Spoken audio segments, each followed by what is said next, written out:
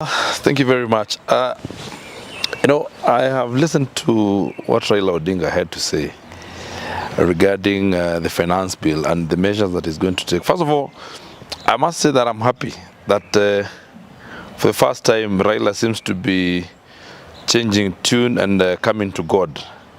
First of all, he started his speech by quoting the Bible. So he's learning very well from William Ruto. He should have learned this before. Maybe, but anyway, the best time was yesterday, the next best time is today. So I am happy that he's learning to come to God and that, he now quotes the Bible and he seems to be coming nearer to God. If you listen to his speech, it had a lot of godliness, which is what has been lacking in the side of the coalition. So the country might be going in the right direction after all. Secondly, the measures that Mr. Raila Odinga proposes are a mock to his followers and to everybody who is hustling in this country. We don't come to work because we want. We come to work because it's a necessity and we want to earn a living. First of all, those people he's inciting against going to work and working and not being at work properly are the people that are the few Kenyans who have employment. The rest of Kenyans do not have employment.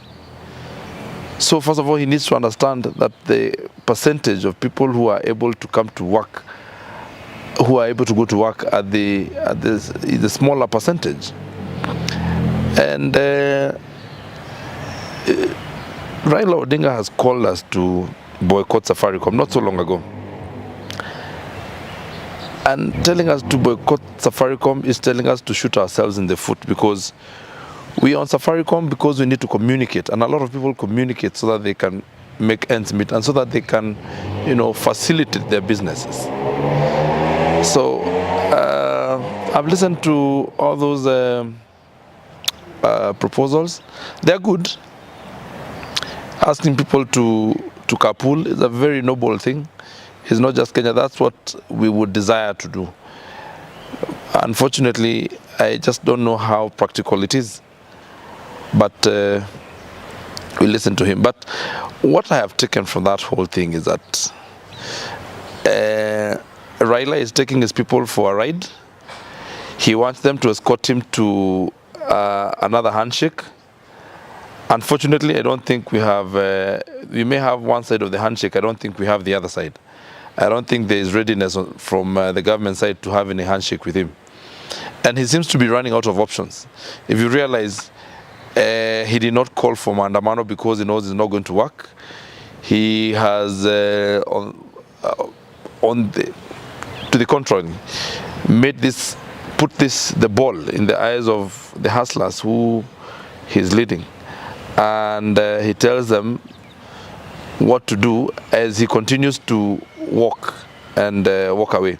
I mean, it is paradoxical for Raila Odinga to tell people not to give way on the roads and continue to get into a convoy that is led by the police with sirens to remove the same people that he means he's confusing. He's just talked to ask them to get off the road.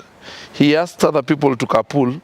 He gets into a convoy of over 62 cars, and he's telling other people to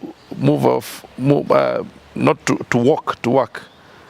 Well, we understand he's old and may be unable to walk, but he should live by example and at least have some semblance of what is proposing. So I think Raila is just a joke, and we are going to be seeing his failure in those endeavors that he's trying in a very drastic manner very soon. And I also realize he's very emaciated. He has no energy. And I would ask those people who are close to him, please, just let Raila take a break. He needs a health break. Looks like he's completely sick. He needs to be given some time to go and recover and maybe be taken to hospital to have some checkups. At his age, it is expected that he could have such issues, and therefore we would just ask him to take a break and let the younger people do the work for him. Finally, on this issue of mahindi, we're just about to start harvesting. And he must realize, him and his brigade must realize that sisi sio punda ya mtu. You cannot be meeting at Kamukunji while other people are busy planting. And when the maize is ready, you want that maize at the price that you want.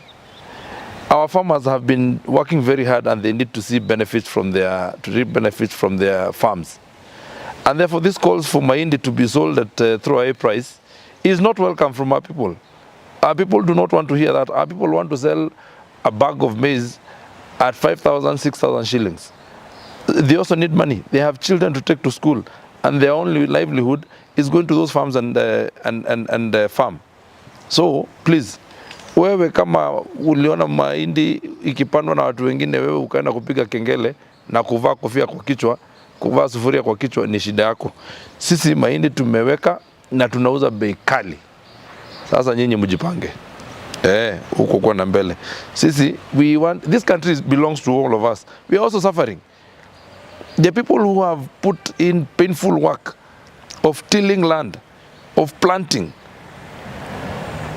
of making sure that these crops are well taken care of harvesting, and then you're telling us you want it for free. So we go farm and then we bring you maize for free. Haiwezekani. It's not possible. That's not going to happen. You will buy. Hiyo ndo mutafanya, mutanunua. Kwani mnafikiria sisi ni punda yenu? Hizi punda yenu, wachaneni na sisi. Hiyo maneno haiwezekani. Asante sana.